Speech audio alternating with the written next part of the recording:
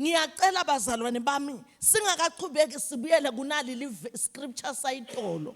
Bengitsite itolo, we are going to read it from all versions. Namhla before we continue, ake sesiqale kuso. Sisifunde from all versions. Ephesians chapter 4. Make mfundisi utaba wegcina kusifundzela ngale message translation yakhe.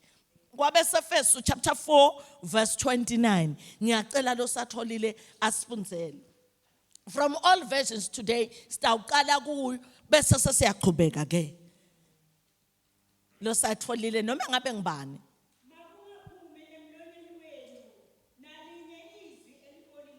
Yes.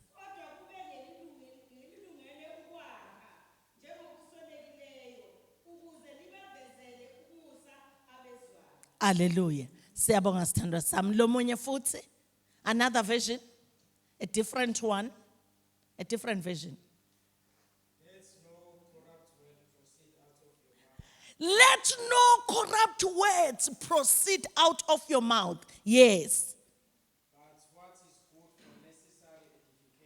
But what is good for necessary edification, because saze seda enkonzweni sitela kokuthi sitoba edified.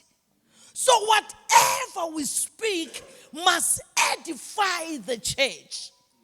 Noma ngabe siyaxoxa nje noma sisekoteni siyaphuma siyadla, akukameli kuphume a corrupt word, kumele kuphume a word which will edify lo mzalwane, not a word which will corrupt. Qhubeka bhuti wami. That it may impart grace to the hearers. Amen. Ngiyabonga bhuti wami. Another one, a different one. Never let ugly or hateful words come from your mouth. Never let ugly or hateful words. Umuntu umva khuluma ukuthi cha uyamzonda ke lo muntu. Uva ngalamagama, they are hateful and ugly. Info le ugly, info lembi. Info lembi noma ungazama kuyenda inhle, ngeke seyende kibe inhle. Ihlala ugly and hateful words. Bese ke uthi umbuto wami, aphuma njani ama hateful words kumzalwane lo sinzisiwe? Indzaba ulekha in prayer.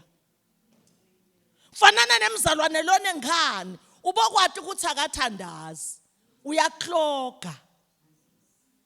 Ngoba emthandazweni uNkulunkulu ufika kutshela indzaba takho kuthi wena unenhlitiyo lembi. Uyamtshela takho Nkosi kunje athi okay good ngike ngiyakufa. Asesiqale ngawe before you come to me. Ake sewulungiselana la. Lolona ngani uyakloga ubalekela kutshelwa uNkulunkulu bese utshela thine. Hateful words. Qhubeka makwami. Okay. Let your words become beautiful gifts that encourage others. Iphindze yavela lendzaba yema gifts lamake. Yebo make. Do this by speaking words of grace to help them. Speaking words of grace to help them. Kusho ukuthi mangikhuluma amagama kumuntu kumele asitakale. Ngiyabonga makwami. Ngicela usifundzele mamfundisi ngale yakho iversion.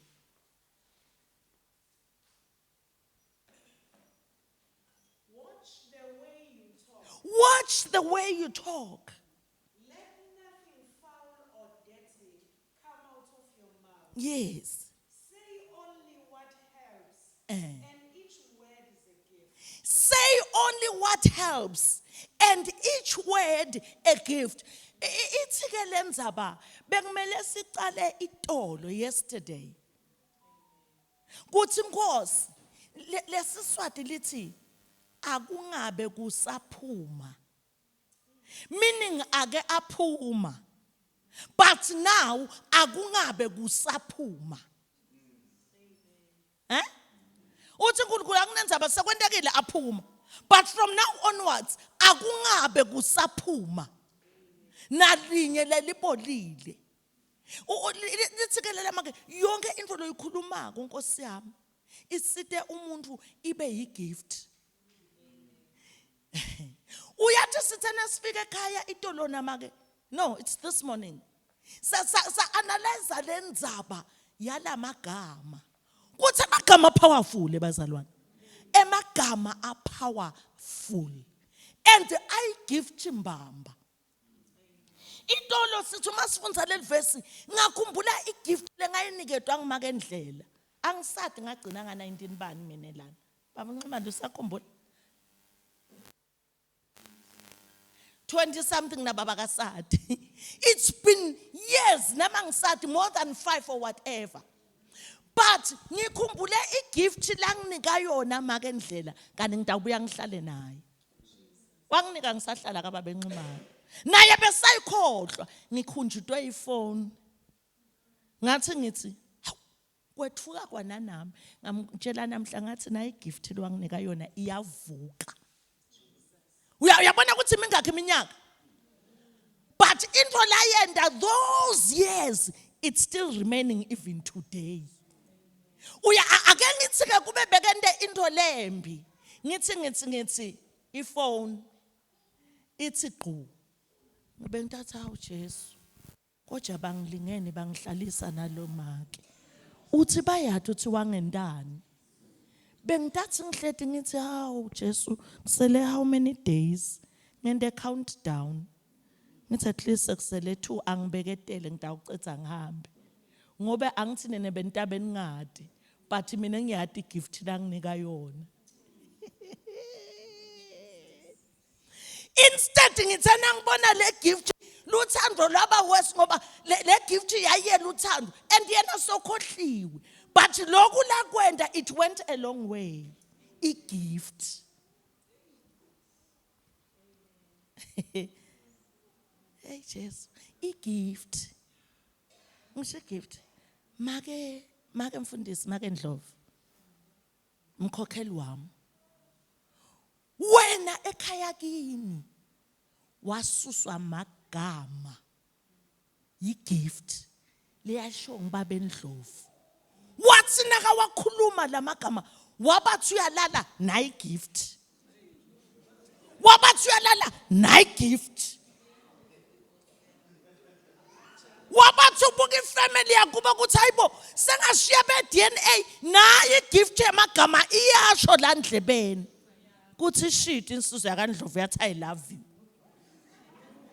Wangakhona kulala wabathi ubeka lokha wasuka wathi I also love you too. Washiya ifamily yakhe. Power of the words. Akushiyisa ifamily be DNA uyohlala nebantu longabati igift. Yakushiyisa ifamily. Wayishiya ifamily yakho bathi nibaba mbuthi hayibo uyahamba vele uyaNdlovu wathi yo ngicela ningeke aniyazi into ayikhulume kimi emagama phela yahlanyisana wathi aniyati into la ikhulume kimi vele ngiyahamba wabashiya uhledi nababa Ndlovu nangambuta ukuthi niyatalana nababa Ndlovu azange sebazane wakhishwa amagama which were a gift. That's how powerful words are.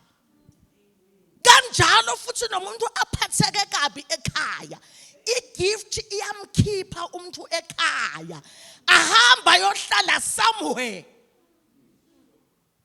That is why we cannot afford kuhlabela ekhwayeni singawanaki emagama because vele batawuphuma bakhishwa igift and uyathi umuntu nakakhuluma sometimes avela kwehlela athi gqum I'll react uba kushock. Uthi nasuwedwana sewubuyisela amagama uthi kodwa ngihlolelana. Abese ayaringa. Emagama they are like poison. Ayagudla kancane kancane. So emagama ayamkhipha umuntu ekhaya noma ngabe ngibani. Nangabe nje usekhaya la kukhulunywa khona. Noma ngabe uhlala ku double story njengababa wamnxumalo. Lene libhavu lene jacuzzi uyaphuma ku jacuzzi ayogeza endishini. Ukhisha amagama. Kuba ungathi ukuthi hawu baba washiya stezile singaka Jesu wami nejacuzzi wayohlala ku2 rooms noma ku1 room munye kunembhede kunetafula kunestofu konke kula kwente njalo ukhishwa amagama ayomgezisa endishini ashiye libhavu labeke nabathi thwi khona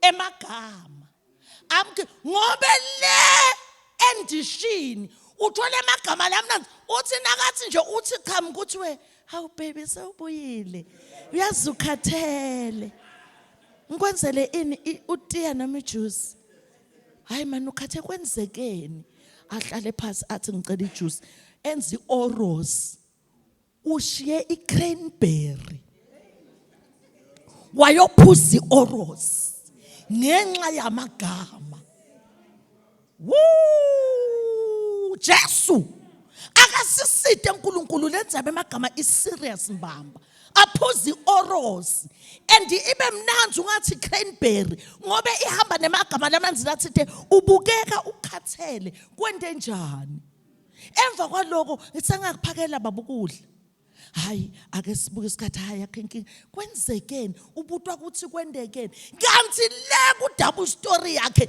abethi athi cha mthiwa awubaba ukhona uphathanga nalutho no plastic ubona ukuthi nokudla kuphelile lana ekhaya akodwa uyazi babe imfazi uzawuthiwani uyazi ukuthi uyangena nje baba unalutho akabona nalobuso ukuthi inkosi yami ukhathatekele umuntu lomdzala instead ubutwa ukuthi ungangena ulengisetandla igrosa ukuthi sitakudlana ngoba baba abathandi ukukhuluma vele umuntu omdzala ayolala bese le gift yamlandzela yale kamelweni ethi he futhulele uzawuvuka afuna ukudla kanzakalali babuyeva kubuye nangaya amagama lathi manje unjani avuke ekseni ahamba abuyelele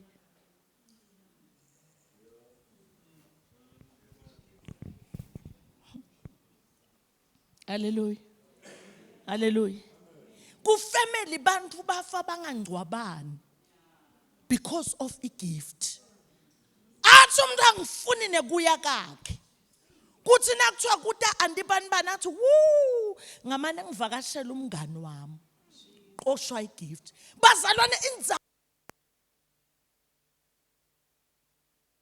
or not a choir member now sinzisiwe nje lithe livesi tolo akungabe yebo nkosi wakhiphile but akungabe and lokho kubhlungu you cannot erase words yes I will forgive you but I will not forget that is the truth ngivama ukuthi emagama afana ne tattoo wayidweba there is no way of erasing it noma ungasinziswa sibona ngayo ukuthi sivela kude nokuyikhonsenkosi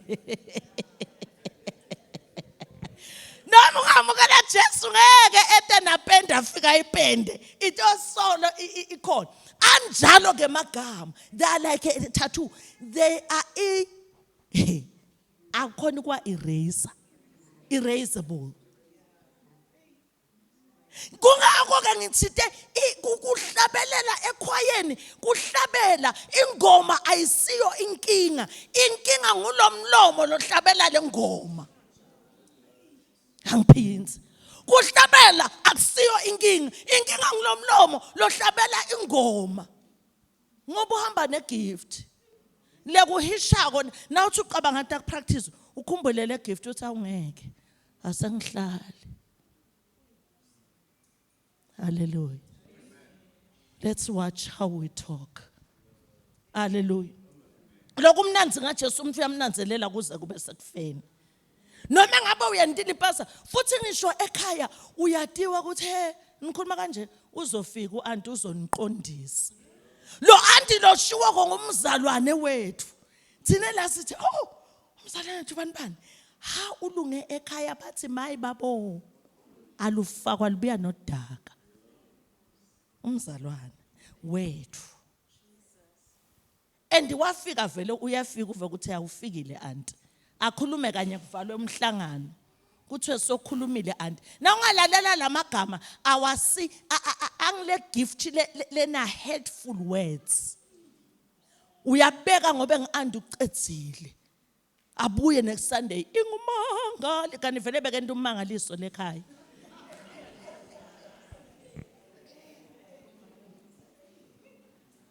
hallelujah kungakho ke silungisalana kuqala amen asiye then ke sitawungena kuma qualities of a choir member.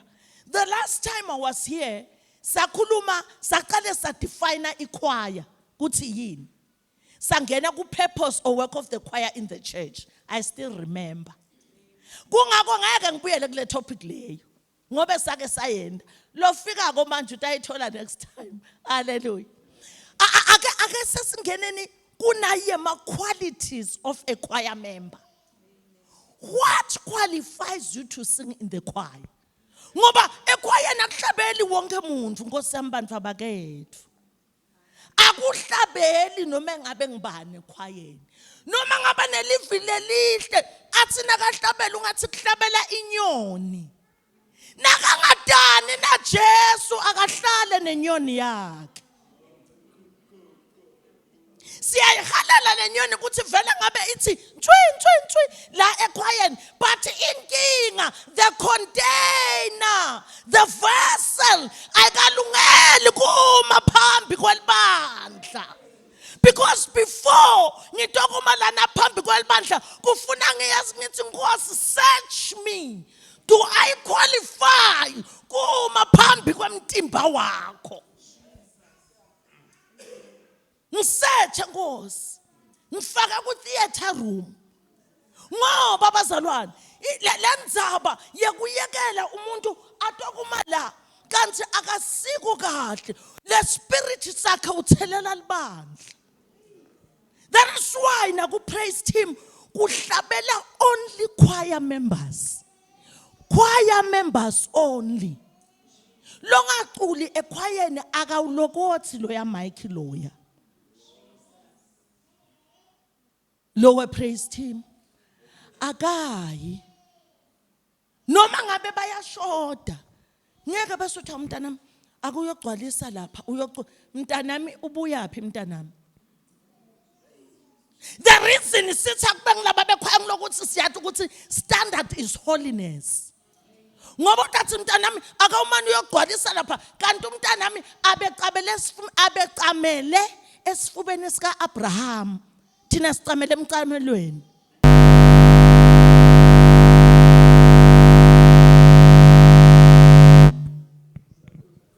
Ngitawuphinsa ngeva. Siyabonga bampontshana. Sabotage baba. Lo mntana mlothi akayogcwalisa lapha abecamele esifubeni saAbraham thina sicamele emcamelweni. Nakafika lapha uphefumula isifuba saAbraham. Then bonke labanye batova ungathi umuntu akhumbule ukuthi kodwa ngeke ngashelwa ubani nje. Akhumbule iboyfriend yakhe yakudala because lo uphefumule the spirit.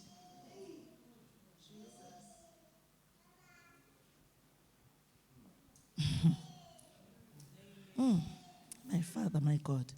Akuculi noma ngabe ngibani ekhwayeni Nkosi yami. Noma ngabe ngumfana elder wababenxumalo akahlale phansi. Ngoba nathi thina embatali kufuneka sibe neqiniso. Ake sesibe nenyani sisinzisiwe. Umntwana wadwa ngumntali wakhe ukuthi usinzisiwe noma akakasinziswa.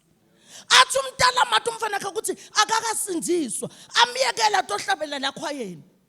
Azamcelela athi asizanele umntana mne voice makahlabe uhlabela ngikula uthi akahlabele khona. Bayasokolisa abatali.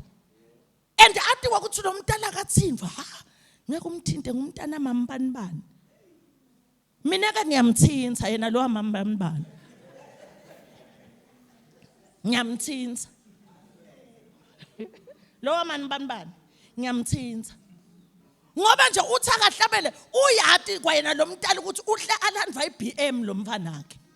Kodwa uthi akatohlabela nathi la. Mntana mambanibani asidle egameni la noma ngabe wel elder litawukwata le elder liphola linathe emanti ngoba sifuna lamahlabelela lizulu lehle so mntana elder hlala phansi akusiso sikhundla lesi ikhwaya akuhlabele bani ekhwayeni futhi umuntu lo hlabelele ekhwayeni ayintfombatana awuthi utobhama la uhlabela chorus lokuhlala phansi lithini ekhwayeni ncane lithini chorus Shannon, any chorus choir? Ma? We shall overcome. We shall overcome someday. Sibaphathelo sisi lothi we shall overcome. Wakuphi? Hayi. Sibathe siyambuka thina bosisi zange sesimbone kulesithathu. Sothi we shall overcome here. Uto overcome ini? Sixakwa nguye ukuthi overcome wakuphi? Nalo mesisathi esisi umvilelo sisebenza chorus ekhaya athi we shall overcome uyamati athi ayangimazi athi ayibo asengibuza uCheledi athi Cheledi nami bengimangele overcome njani la singakwade groupini yethu as a girl before utome ekhwayeni qala kulesithathu sikuvu overcome lapha kulesithathu uthi na sawuthi shall overcome la sithi thina bosisi amen siyamati. Noma ngabe ngimake angaqhamuki la sekashaya fascinator we shall overcome bama ngiboma lo makoti wakuphi abamati kulasine sovela wathi mefu into levele ivuke niyalibona ikhowe emushroom nalo likhowe livuka uma ngabe kunile you will see a mushroom ithi vu ayimane ithi vu lingakani lapha kalini nekulina nayi mushroom vu ne fascinator we shall overcome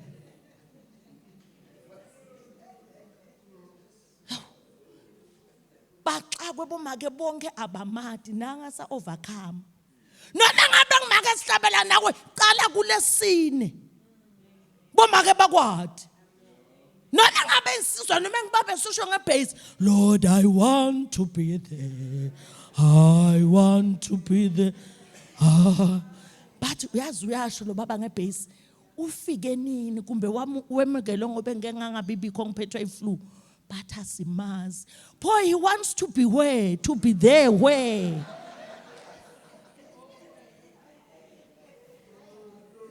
how Jesu indzaba iqale egumbini kungikhathi utoma nathi la sibathi ufakazi bakho lapha egumbini sive ngawe ukuthi usindisiwe lapha uxolele tono vele siyakwathi ukuthi cha uhamba nathi ebungcweleni bese sesiyahamba ke not everybody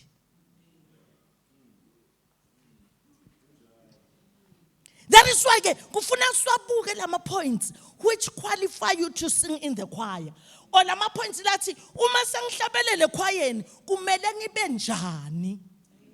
What qualifies you before ungene ekhwayeni and what qualifies you noma sosekhwayeni ke kumele ube njani ngoba abantu bathi ungene ekhwayeni and kumele bangene you know kunemzalwane ngicocela wena mamfundisi ukuthi bazwane bathanza indzaba sebatawulalela ngicocela wena uve umzalwane athi wena mamfundisi mine kusacula oncane lapha angengisengene mina ekhwayeni sacula oncane asose ngamane ngihlale atshele nalo athi sisi ngabe ngiyangena ekhwayeni ukuthi kusacula uncane ngeke athi nalo lamtshela nami sisi ngihlaliswe yiloko uyathi uchaza kuthina mamfundisi uchaza ukuthi yena wena sobethu ungcwele kakhulu ngeke atoti dibanisa nathi uholy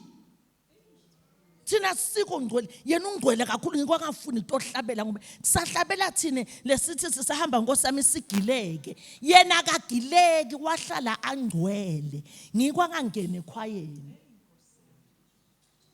noma kungalandwa libhuku ngumadikoni tishumi utikhipha from January to December akaphoswa na inyanga yinye ngikwathi ngeke alunga ngihlabela nathi phela umuntu longcwele sisi uthembeka ngisho tishumini akajake ukuthi athi government ucorrupt badla imali kanti uqala yena adla leta Jesu ngoba athi government ucorrupt kudliwa imali uqala yena uqala ngale ya Jesu lomkhulu lona longafuna ukuhlabela nathi ekhwayeni ngoba kuhlabela thina naboncane kusho ukuthi tishuma tikhipha faithfully nange covid nguye yedwa betikhipha futhi kude nje umuntu lohluphekako lana ebandleni nakunaye uthi angeve inhlupheko nje ahamba amside nakane moto yabalayishana moto yakhe abangabafuni na petrol noma ngabe kuyothaba nje ushoda ngemali uyayikhipha imali so vela ngahlabela njani nathi singasiko njengaye vela ungcwele ngeke wangafuni perfect noma ngaqhamuka Jesu la athi lo ngcwela kade okungichawula ngasukuma yena kucala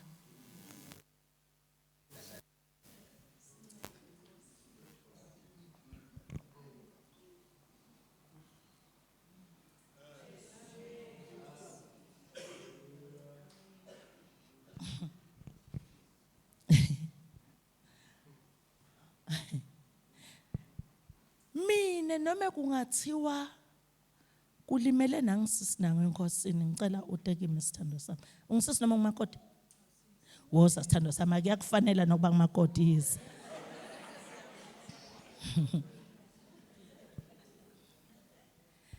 ngiyabekisa ukuthi udolimala kuthiwe ulimele enkosini besikhonda naye kulesithathu nakabuya ubuya sewunemntwana ngithanza as if akase walimala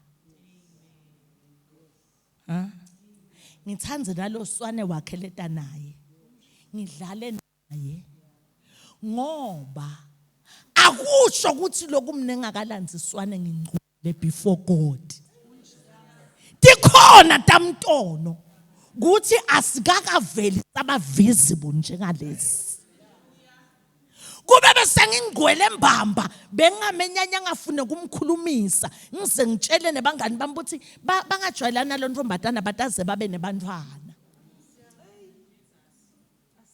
as long as ngisengakabi ngcwele I have no reason to condemn anyone because I too need to be condemned by God for the little foxes esiqeda isivini hlala phasi sithando sami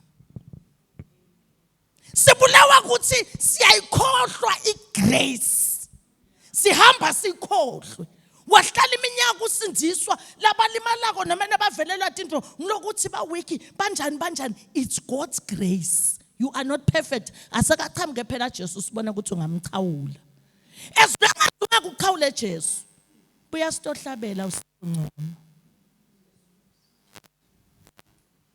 futhi ke nakufika lana ekhwayeni hayi angisakwendi lento ukuthi ngiye na voice ngithi Nkosi yami siswami ngiyacela ungene ekhwayeni I no longer beg people to sing in the choir asi recruit ekhwayeni indzaba yam recruit nje ayisebenzi we want people who will sing in the choir there must be people who are handpicked by God singamana sihlabelele sing 14 si handpicked by God the one who handpicked us will send angels when we sing sithi uma sihlabela singahlabeli sodwa than to have a choir yes 60 members kube ku practice kudala bang 8 the others come to perform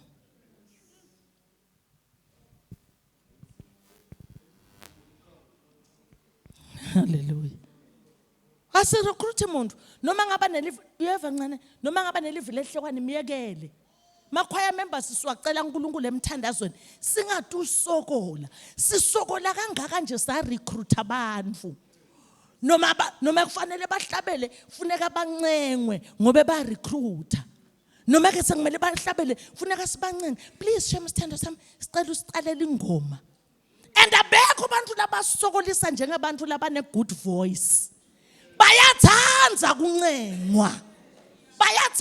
kuncengwa athi abona kude lohlabela kuhledo ufuna siyacela shame sithando sami sicela uyohlabela athi sizanele my voice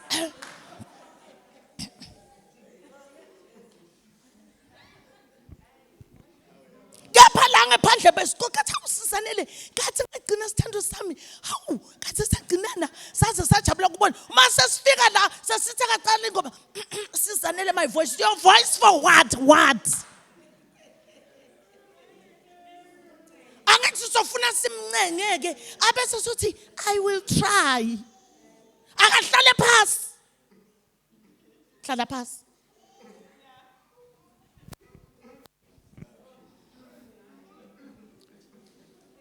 Ngiyangithi kuma-choir conductors, kufuna na unconductor, you must know your God. Umathi kahle hle utophuma la ekuncengeni banzi.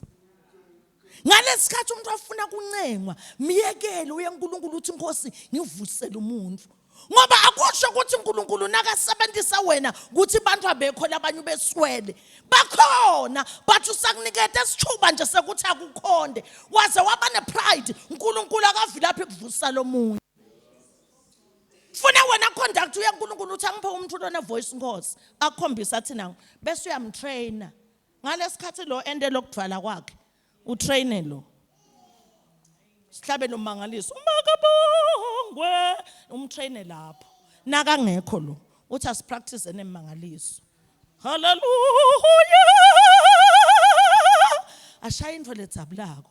Nakakhona ningampractice lo mangaliso. Aphinza love, phinze niupractice. Bese sekuthi ngale Sunday, aba bathi usisanile, ngiyesaba mananko uthi sithandwe sami, you can do it. Encourage abe. Bese sekuthi ngalo Sunday lekufanele siyocula ngayo, uthandaza uthi Nkosi ngicela namhla bonke ekhwayeni bathi asihlabele umangaliso. Sithi sefa bathi asihlabele manje uthi very good. Bese uthatha lo voice lo dwalile, umbeke eceleni kwalona lomusha. Washa. Angithuthi abaready ukuthi sesitaya kumakabongwe bese uyasima. Esikhundleni ukhombe yena udela eceleni. Uthi makabongwe, uthi zizi, lithi bandla athi makabongwe, kuthi ahlike uNkulunkulu.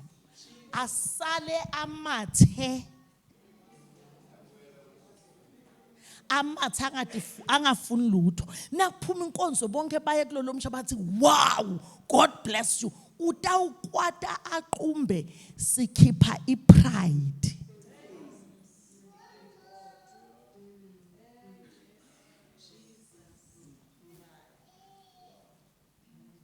Hallelujah.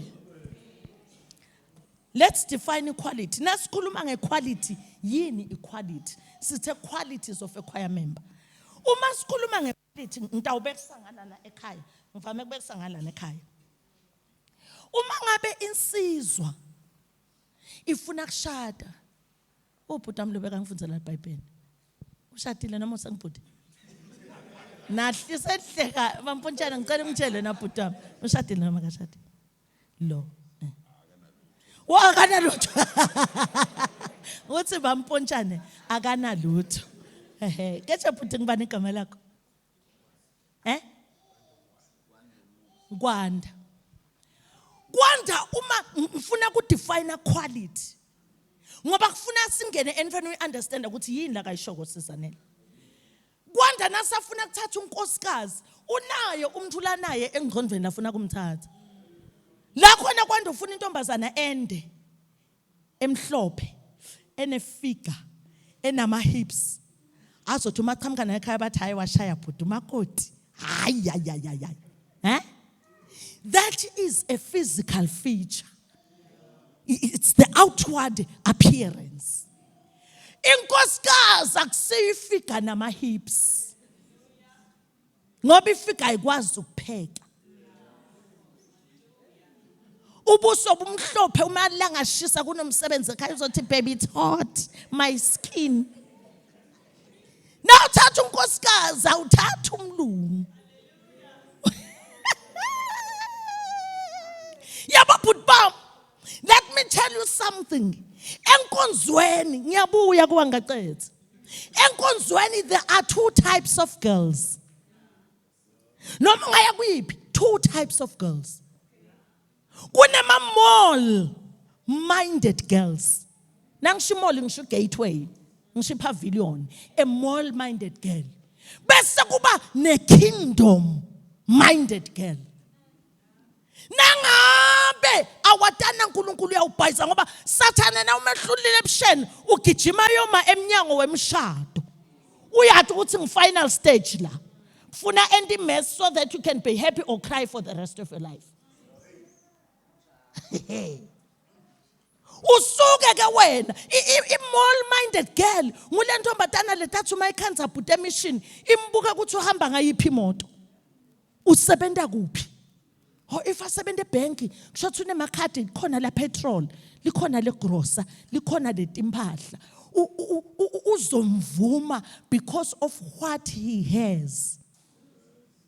Ngoba uyazi ukuthi uma ngishade naye kunekota ngizothi baby kunengubo engiyibonile gateway baye emall bayoswipe. Baby I saw furniture u4 furnitures bahambe bayoswipe. Baby there's something nice kwa Woolworths lapha emall bayo. That is a mall minded girl. But a kingdom minded girl akanenzaba ngokuthi usebenza umsebenzi lonjani, as long as anankulunkulu. Uthi I know God one day will change this situation, as long as umasibone somandla uconcept lokwentu abazalwane general thina ngoba sihlabele khwena asikwenti. That is why sitawungena kulama qualities ke sene understand le quality. Ngulento lesenta sehluke kulabanye bazalwane. Kuthiwa abazalwane baselundi kodwa kuthiwe awuhambi yobuka ikhwaya. Kuthiwe nje hamba ubuka ikhwaya. In church and outside church, see cut above the rest. As I said yesterday, some choir members we are assistant pastors. Waka wambona umfundisi lo lingana nelibandla? No. Umfundisi uyehluka ngayo yonke indlela, even spiritually above ulibandla. Nathi njengekhwaya sinjalo ngoba thina nemfundisi siyashumayela. Thina sishumayela ngengoma. Umfundisi yanuvula livi. Sobabili itarget yethu ukuthi kufuneka kwenteke iGreat Commission. But le Great Commission thina sibambe engomeni bese sithi buya mfundisi uthi ngqilivi idibane lenfo kuwine umphefumulo. That is why ke kufuneka sehluke ebandleni. What are the qualities ke of a choir member? A choir member must be a born again person living a pure life of salvation. Sehluka ngepurity.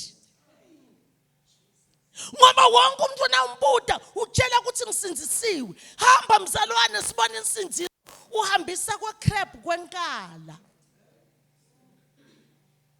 Kunevumba, kunephunga emva kwakhe. Usinzisiwe but kuneliphunga. Thina njengekhwaya, our life of salvation must be pure. Lingabi neliphunga. Njengalokhu bengibeka isitolo ngithi eSwatini kunemarula festival.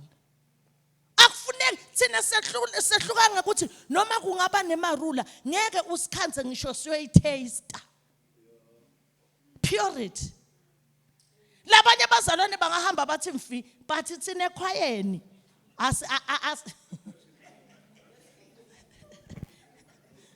kona phela abazalwane labawako ngesikhathi semarula bathi hawu ayasita esiswini cleaner sisu. Imithi ecleaner sisu ingaka wona uyosukela emaganu. Bathi nje a cup buka hlihleka na video date kusho ukuthi uyayazi le ndaba. Wake wayisebenzisa uthi awuzange sebenza icup wena wahleka. Bathi hayi bathi cleaner sisu. Hawu. Dingakade indoda cleaner sisu usukela emaganu nje wena. Ukuthi ufuna ukutaste imarula. Sineke noma ngabe sisu singcolile asiscleaning shona kuscleana ngenkomishi yemaganu. Pure life of salvation. Sihluka ngaloko thina ekhwayeni. Livangeli lethu alibi nenhlabathi. Asithi simela sihlabelela abathi umuntu hayi kona bayahlabela mane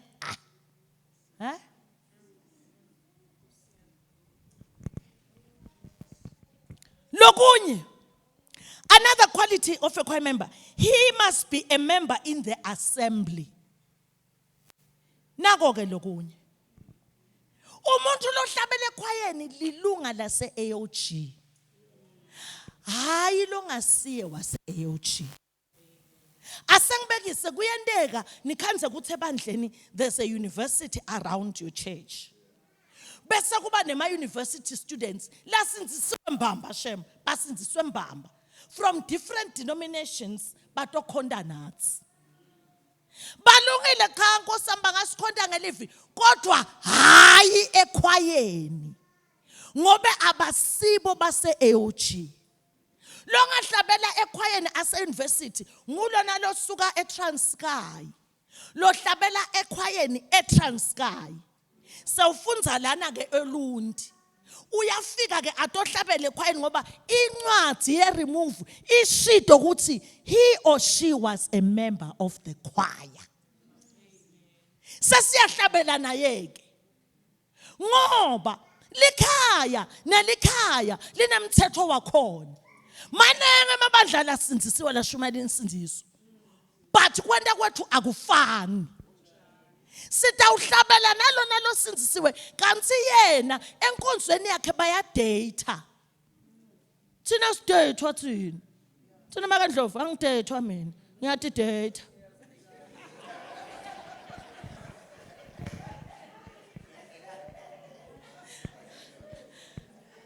Nangifana nje ungathi ukuthi angiyodla ka spare.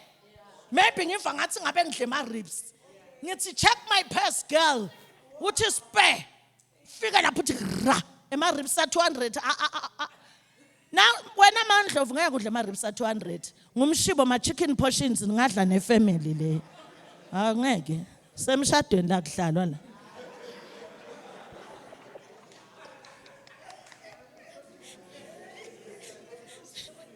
Umtholo babudlovu.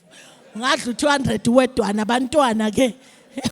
Dwana kai. U200 ama chicken portions langu. Ngidla iviki yonke inyanga. Mina as a girl ngathi ra la nga 200. Ngithi green salad, ngithi veggies, ngithi ngqi, ngiqeda ngithi ice cream lena ethi. Izinto zakhona ngizithi ga. Ah kwaze kwamnandi kuba intombi ekhonza Jesu.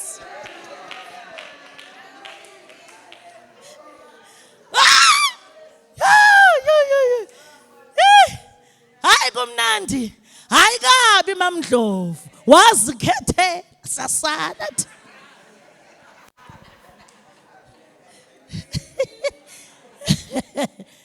Hallelujah. Nangabe futhi ngiyathanda ngithatha lo mnyasi sihambe naye siyokudla. Siyadi data. Asideyithwa ngumuntu. Asixakeki. Kuthi ngaze ngiwiswe ukuthi kude lo ngikhiphako imali nginayo ngiyasikhipha mine ngoba lona lo ngikhipha I will pay for the plate.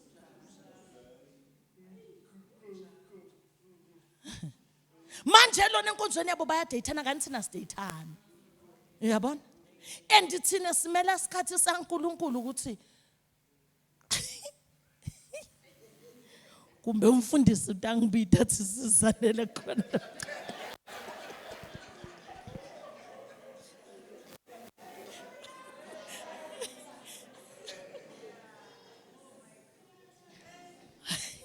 Simela God's time. Kuthi kumfundisi utangibida athi sizanele ngicela ukukubona emeshini after church. Ngithi angiva baba. Ngicela ukukubona sis after church. Oh. Kanti uvile uyamangala uthi he? Kubizwa mina mbamba at my age. Ngalesikhathi abazalwane bangena kumoya. Hayi uthi Nkosi yami ake sebehlisa umoya ngijake inkonzo iphume ungibizile umfundisi. Yabo.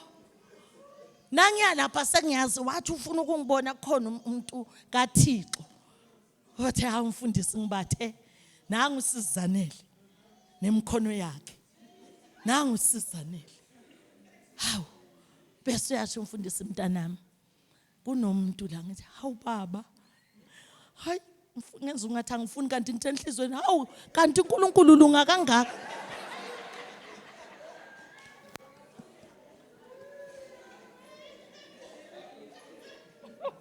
At a time when I never thought hawu nasekhaya bese ba write off ukuthi awuvela kusekho nami sengemukele eqine ngithi angizwa baba. Hayi ngeke baba kanti ngisamangele. We wait for God's time. kanti bona uvele eze umuntu akhulume naye, kanti thine sisibekwa somewhere sikhulunyiswe kahle. So uma sesithi sibangcwele asijoli ngeke understand. That is why ke sithi akangahlabeli ngathi, because kunalendlela yethu lengeke I understand. Thine balakhaya siya understand, asina ngxaki nayo. Hallelujah. Kungakho ke kuhlabela wala nekhaya. Then again, lenye quality, his or her testimony must be known by members of the assembly. Noma sengatangangena kuloko. Kodwa nje ngoba sengushido, bufakazi bakho kufuneka libandla libati. That is why today sikwadi egroupini yethu noma sibomako whatever before utomala. Phela ekhwayeni labanye ababhala incwadi nabatongena ekhwayeni. Ekhwayeni uma ngabe utongena ekhwayeni, umuntu lovama kumbona ngiconduct, maybe umuntu aye kuncane athi sisi ngicela ungene ekhwayeni. Kufuneka akasho ncane ukuthi hawu sisi waze wasebenza buzocula. Sibona umuntu usekathi bam sekacula la. Kunama steps ahanjwayo before uzofika la. Kufuna ngane amthathe amixe ku choir committee. I-choir committee imchazele ukuthi umuntu lohlabela ekhwayeni uba nje abenje uzawukhona namnta sekhaya. I-committee imbekele eqiniso njengoba enjalo. Athi hayi bambuta ukuthi usinzisiwe yini. Nkosi yami ngoba lenye indzaba lemqoka kakhulu nguloku budgetiswa ngemandla amoya longcwele. The greatest teacher. Singathi usokola. Ngoba kuyasokolisa kuhlaba nemuntu longakabhajatiswa ngamandla moya. Lokunye ngaba sikufundzisi.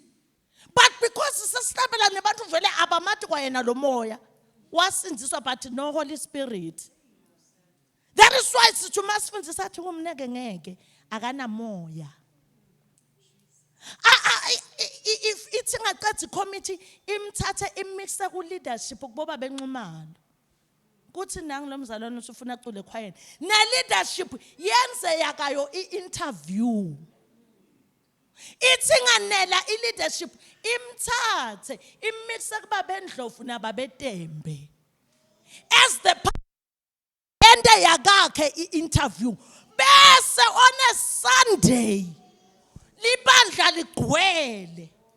Athi bazalwane kuna sisi buya siswami ngoba sithando sami wena awusemhle sithando sami ngathi ucule ekhwayeni and ungathi utawucula bankama waka mani la ngubani akasemhle nembo. Sunday ligcwele libandla. Undlulile choir committee, wandlula kuma elders, wendlula kumfundisi. Sunday soyamethula umfundisi. Bazalwane kunasisi simangaliso uthi utinikele ekhwayeni. Lithini libandla? Lithi libandla amen thine bosisi sithi kuzuba thine qala ngobe simati kubosisi asmile. Akaqali kusmile la of pulpit le smile sisijwayele kulesithathu. Bese ke Tuesday sota ku practice. Uma sesukuma naye next Sunday libandla limbonile seliyadi ukuthi uyahlabela ekhwayeni. Lama approve. So that uma ngabe simangaliso uyajola neliphoyisa lasempangeni. Njengaloku abekwe la sekuthiwa ungene ekhwayeni angithi bantu labasha badadida indzaba tethu. That after church udamuva umntana athi awuye ma kanti nabajolayo bayacula ekhwayeni. Athi uthatha phela into le wena. Athi hayi sisisimangaliso ujole nephoyisa lasempangeni. Lokumbeka la tindzaba takhe titawuqhuma. Kufuna nalomake abe neqiniso. Ambude simangaliso kunendaba yephoyisa ehamba ithini mntanami. Hayi mama vele likhona thi wo asuke maka aye kumfundisi athi mfundisi uxolo. unephoyisa. Abuyele ayohlala phasi simangaliso. Noma ngabe besamilela wehliswa iphoyisa.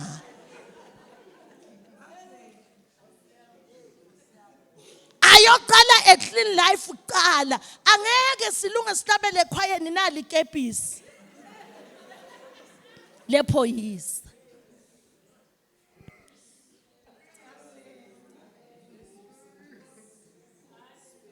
Kufuna icace lendzaba. Ngoba kungene abantu nemaphoyisa abo nabo businessmen babo.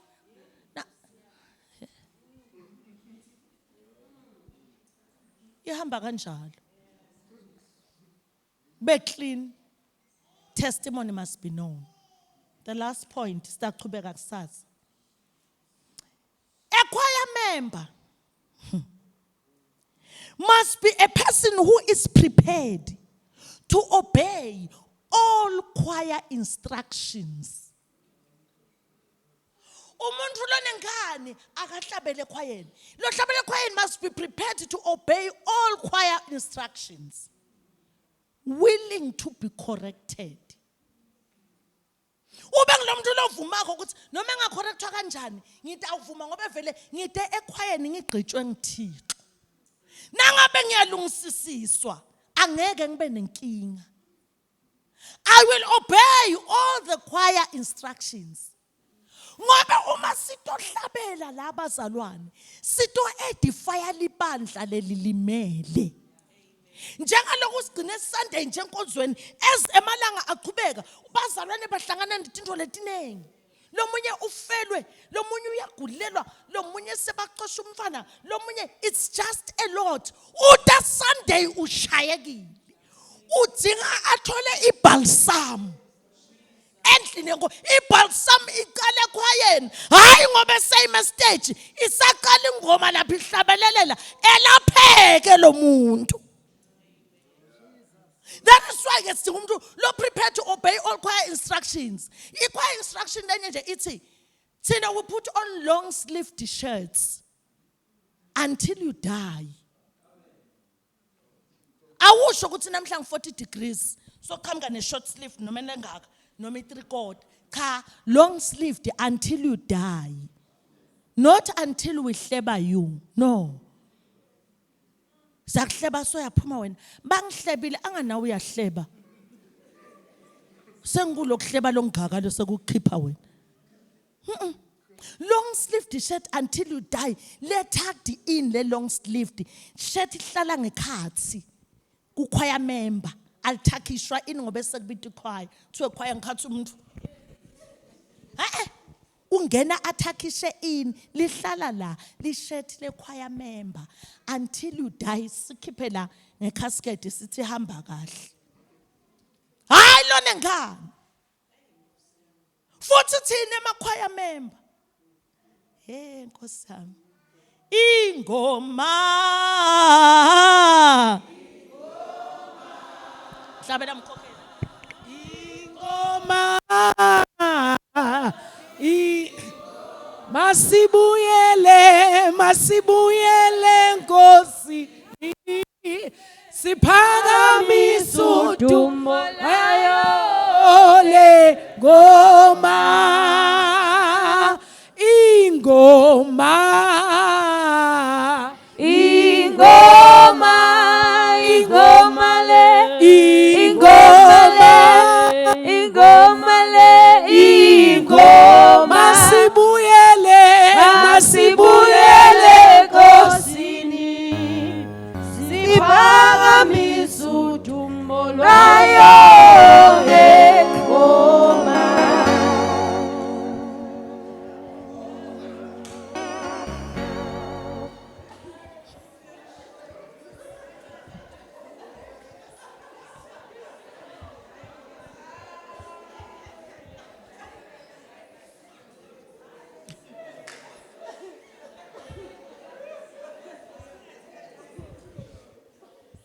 Bazalwane ngitsithe mina yasihlabeleni ingoma anisaculi ngani nihlekana. Ngikumoya. ngisho umkhokheli ahlabela nisahlabela nihlekana.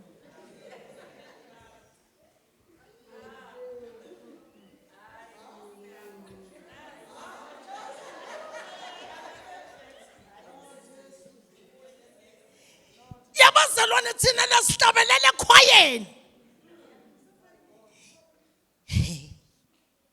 There are things lesingatendi.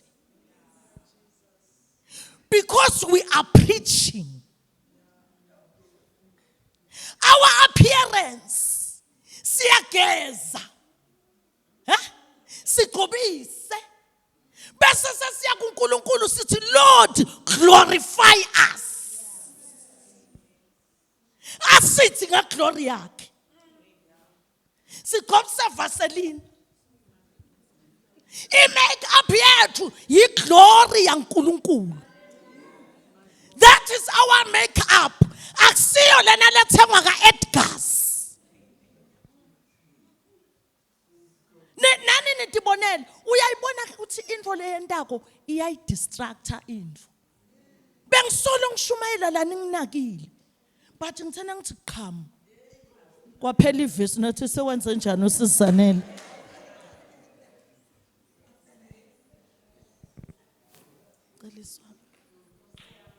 Into lo yentako noma ungasibekela indzaba but indlela lo appearisha ngayo ingenta into lo ikhulumako ingevakali. That is why ke sithi asibhajatiswe ngemandla moya longcwele. Sini make up yethu ngiyabonga mfundisi wami. Iglory yaNkulunkulu. Ngoba futhi uma sesifake lokho ekhwayeni sithi uma sihlabela siyakhamisa. Makabongwe siyakhamisa. Noma sihlabela qobani kuYehova mhlaba wonke kho siyakhamisa. Lona lo nje uthi qobani kuYehova mhlaba wonke. Kunsini kuYehova mgqubu. Nisibu sinibakhe. Kintundu lukuzuvuyo.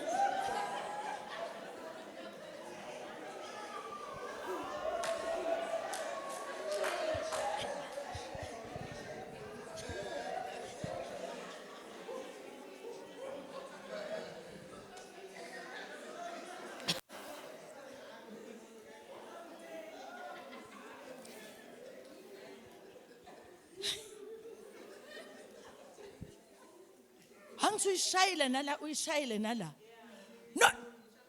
Noma sesanjelwe uNkulunkulu ngoba nasasambele siyakhala. Angithi nakathi gqobani mindful of lipstick yakho ukuthi awumoshakala. Afike uNkulunkulu asambele. Nakakhala ngeke thina sanjelwe uNkulunkulu. Nkosi yami siyathatha nje sesule. Ukawangibona mina ngithi. Kanti nakathi oh my God. Oh my God.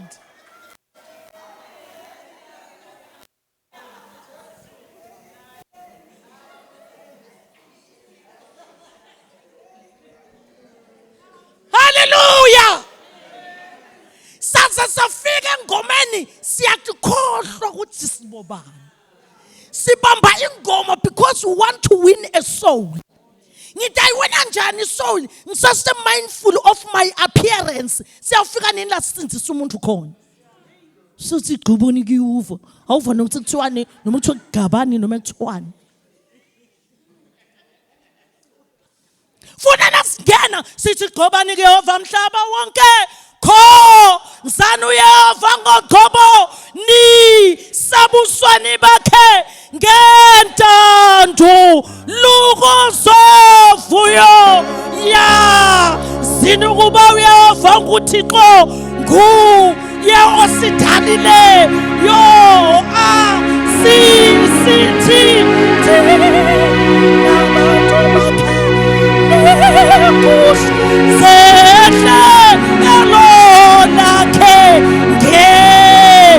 Namasangweni akhe ngokubulela nasemakhosini akhe ngendumiso yibani nokubulela kuye nidumise igama lakhe ngokuba yelungile uYehova bakhe ukunaphakade enyaniso yakhe ihleli kwisihlubulo nanesizukulwana udumiso mabekhombise nakuye unyana nakuye umoya oyingcwele njengoba kunjalo wasekuqaleni kunjalo kuthe kuyakuma kube njalo kude kube khona.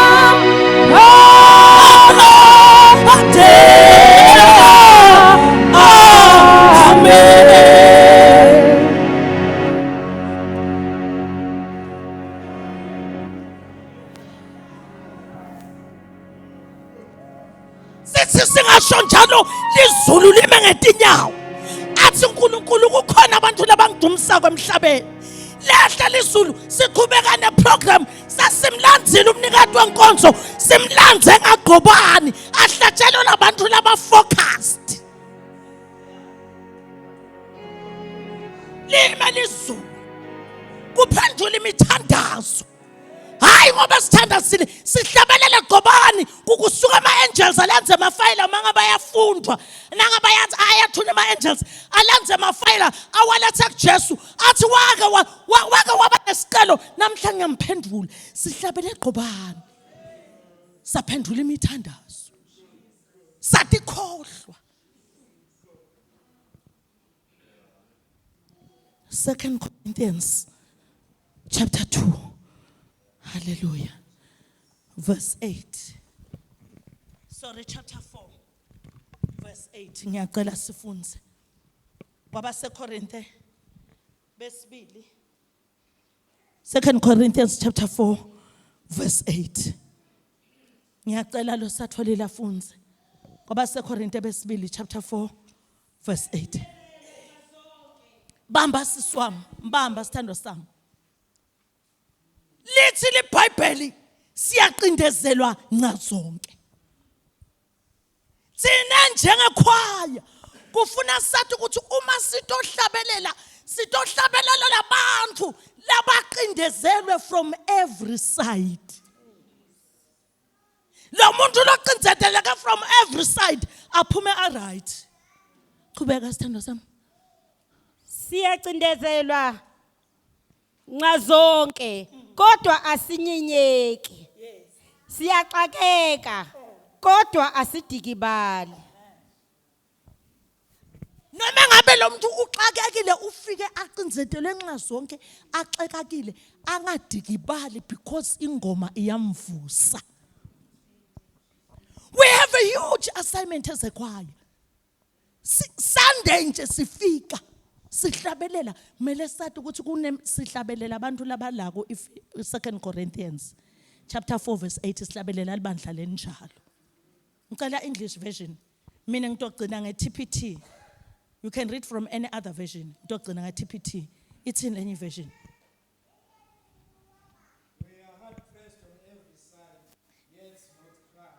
We are hard pressed on every side yet not crushed. Yes, put on. Yes. We are perplexed, but not in the hard pressed from every side. Nang lo mzalwane. Ekhaya ziyakhala. Athi asengimane nge-17. Kuyashisa la khaya. Athi uyafika em-17 iboss imtshele amagama akhala etinyembeti. Athi kanti sengitobhekaphi? Athi asengijike kuThomi yami Nkosi yami. Ngimane ngijike lapha ngimamtshangasi. Athi uyafika ngimamtshangasi. Mamtshangasi ambuke nje ngena ukuthi utofunani la. Athi ke lokungenani Nkosi yami angimane ngiye enkonzweni. Athi uthi uyafika nje bazalwane bambuta ukuthi ngikhathi ufika ngalesikhathi bowenzani. Lo muntu lo hard pressed from every side kufuneka athola ingoma. That is why today i-praise team kufuneka ihlale connected emazulu. Emazulu ayiqalisa ingoma leto lapha nangumzalwane lo hard pressed. Ithi tene yakho message mfundisi.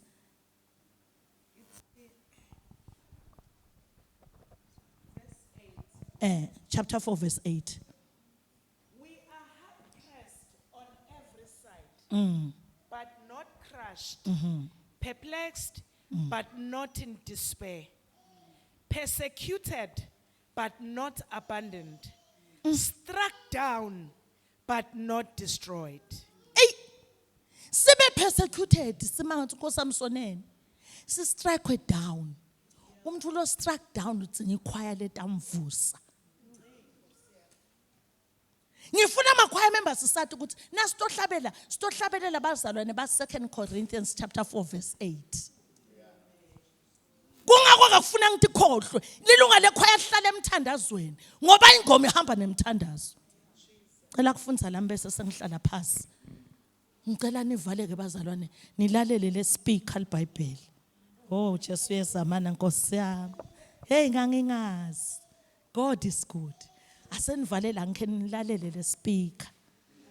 iBhayibheli ukuthi uthini. Ngisho nababetemba kanalo. Nababendlovu bade. Lento le speaker lesingima ngithi abasema speakers babafundisi. Hallelujah. Ngicela silalele nali. Lengitalifunza. Lithi though we experience every kind of pressure, we are not crushed. At times, we don't know what to do. But quitting is not an option. Though we experience every kind of pressure, we are not crushed. At times, we don't know what to do, but quitting is not an option.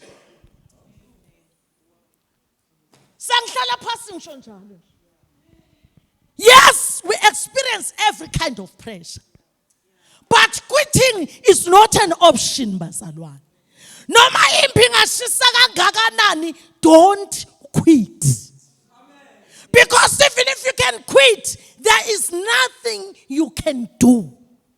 It takes God to answer every problem, to solve every problem. Umzalwane angeke akwithe uma ngabe thine choir stawuma kahle. Uthi etatitshalile ukuthi this is enough. Ngiyakwagcina namhla nkonzweni ngiyayekela, but here is the word. Ithi noma ungafika la uthi I don't know what to do, but quitting is not an option. God bless you.